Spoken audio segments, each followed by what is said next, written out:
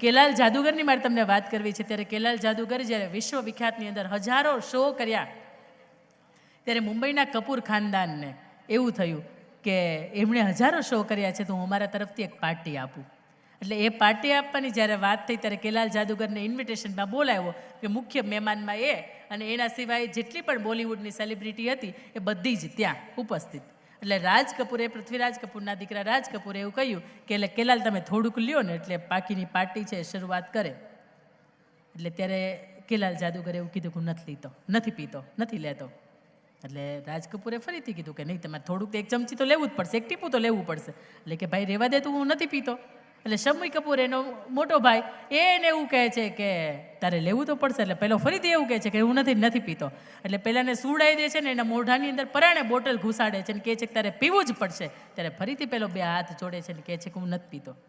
એટલે રાજ કપૂર એવું કહે છે કે ભલા માણસ, તારી હાટુથી તો પાર્ટી યોજી છે અને તું એમ કે નથી પીતો એટલે કે તારે લેવું તો પડે જ થોડું. એટલે ત્યારે મારા બાપના હમ, રાજ કપૂરના, એ પૃથ્વીરાજ કપૂરના સમ કે તારે લેવું પડશે. ત્યારે એ રાજ કપૂરને, પૃથ્વીરાજ કપૂરને એ સામું જોઈને કેલાલ જાદુગર એવું બોલે છે, એ આપડો કહેવાય, સૌરાષ્ટ્રનો મૂળ કહેવાય. એટલે આપણા એને ઉપર ગર્વ થાય. એ એવું કહે છે એને કે હું પણ તારી જેમ લેતો હતો, પણ તું તારા બાપના હમ આપીને મને ત્યારે પીવડાવવાનું કહે છે, પણ મેં જે દિવસે છોડ્યા ને તે દિવસે હાથ પેઢીના હમ ખાઈને છોડ્યા હતા.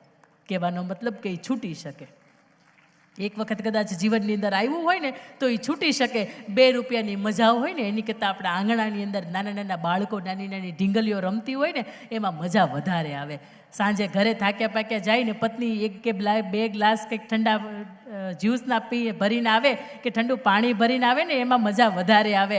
અને સાંજે વહેલા મોડા ઘરે જઈને મા બાપ આપણા જાગતા હોય ને એમ પૂછે કે બેટા તું આવી ગયો.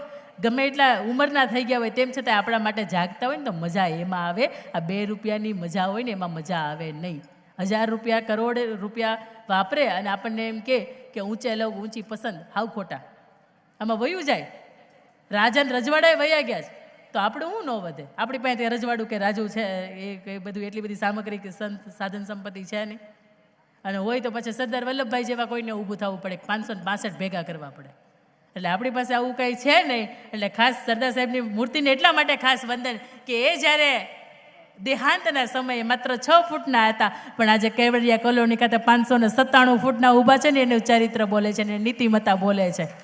અને એ જ્યારે ગયા ત્યારે ગજવાની અંદર માત્ર 300 રૂપિયા હતા અને આજે ભારત સરકારે 3000 કરોડના ખર્ચે આપણી વચ્ચે ઊભા છે ને ત્યારે એની નીતિમત્તા બોલે છે. એ જ્યારે વિધુર થયા ને ત્યારે માત્ર 33 વર્ષની ઉંમર હતી અને 75 વર્ષ જીવ્યા. એટલે 46 વર્ષના ઉંમરકાળની અંદર એક પણ સ્ત્રીની સાથે એનું જીવન જોડાયું હોય, એનું નામ જોડાયું હોય એવું નહોતું. નાની નાની દીકરી મણિબેન અને નાનો દીકરો ડાયોભાઈ, એને બેયને સાચવતા કહ્યું હતું કે હું બીજા લગ્ન નહીં કરું. મારા ભાઈ માટે તો કે પાસપોર્ટ આપી દઈશ, કે મારા ભાઈને ભણાવવા માટે હું વિદેશ મોકલીશ. અને કોઈ એને પૂછ્યું કે ભાઈ માટે પાસપોર્ટ આપી દીધો? ત્યારે એણે કહ્યું હતું કે ભાઈ માટે પાસપોર્ટ નહીં, ભલા મારા પ્રાણ પણ આપવા હોય ને તો આ સરદાર પટેલ આપી દે. આપણે એટલા માટે એને ગૌરવથી યાદ કરીએ છીએ, એટલા માટે આપણે એના નામ ઉપર આપણે કહી શકીએ છીએ કે હું પટેલનો ને પાટીદારનો દીકરો છું.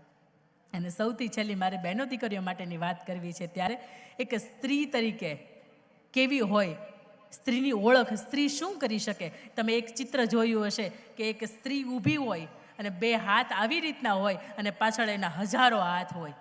એક હાથની અંદર કદાચ એને લેપટોપ પકડ્યું હશે, એક હાથે ઇન્જેક્શન હશે, એક હાથે ચમચો કે તવો પકડ્યો હશે અને એક હાથે બાળકની આંગળી ઝાલીને પણ એ ઊભી હોય. આવું શક્તિ સ્વરૂપા છે. એ માત્ર સ્ત્રીને સન્માન મળ્યું છે. ત્યારે સ્ત્રી એવું કહે છે કે હું કુખમાં રહું છું અને કુખમાં રાખી શકું છું. ભલે નથી ભગવાન તો પણ હું જન્મ આપી શકું છું. છે મારામાં તાકાત કે આ દેશને હું વીર આપી શકું છું. ભલે રહું હું અભણ પણ મારા સંતાનોને હું જિંદગીના પાઠ શીખવી શકું છું. જરા અમથું સ્મિત મળે તો હું 16 કળાએ ખીલી શકું છું. ભલે ના વાપરું મોંઘા હું પ્રસાદનો, તેમ છતાંય હું સુંદર લાગી શકું છું. પરણીને ભલે આવી હું પારકી, પણ પોતાના પારકા હોય એને પણ હું પોતાના બનાવી શકું છું.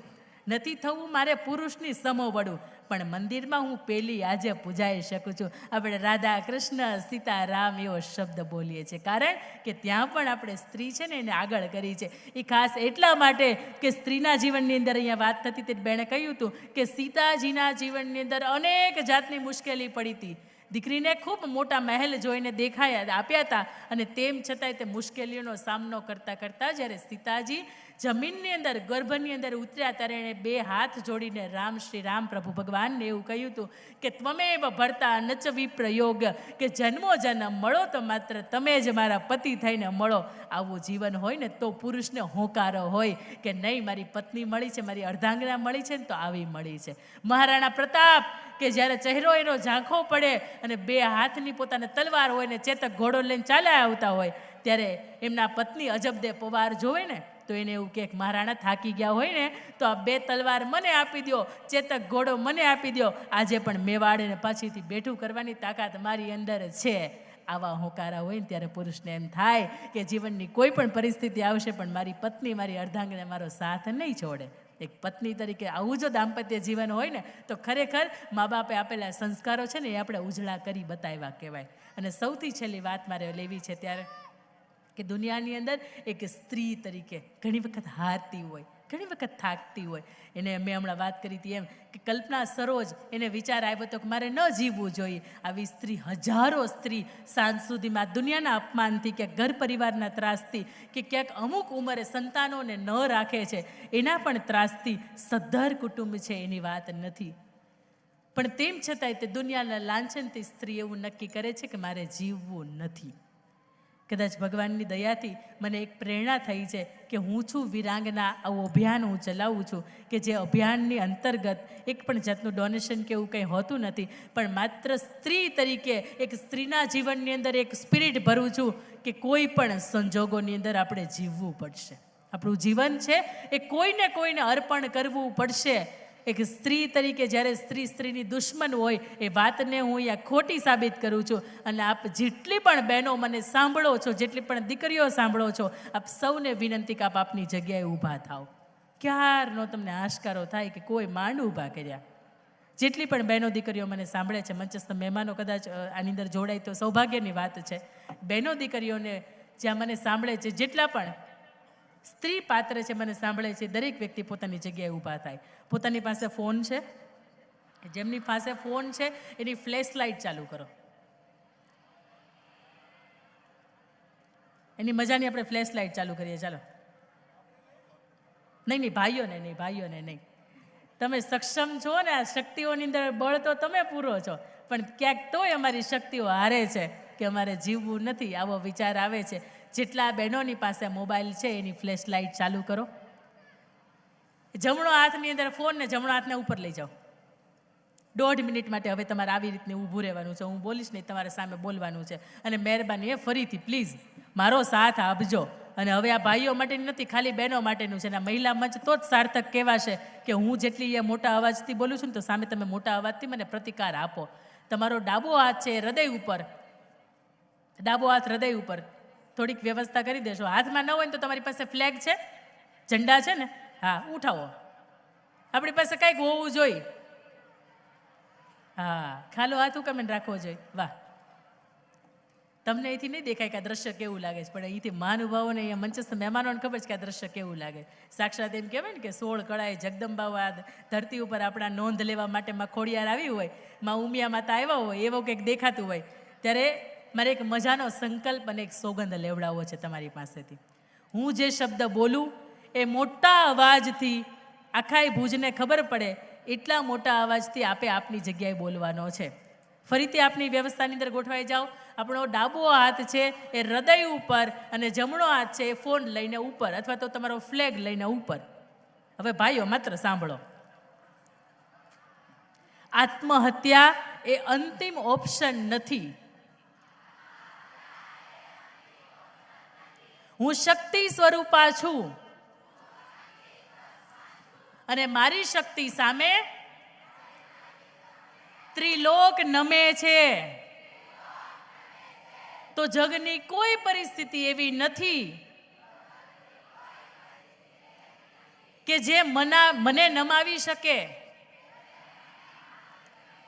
હું સાક્ષાત લક્ષ્મી સ્વરૂપા, દેશની આર્ય નારી, વિશ્વના પવિત્ર મંચ ઉપરથી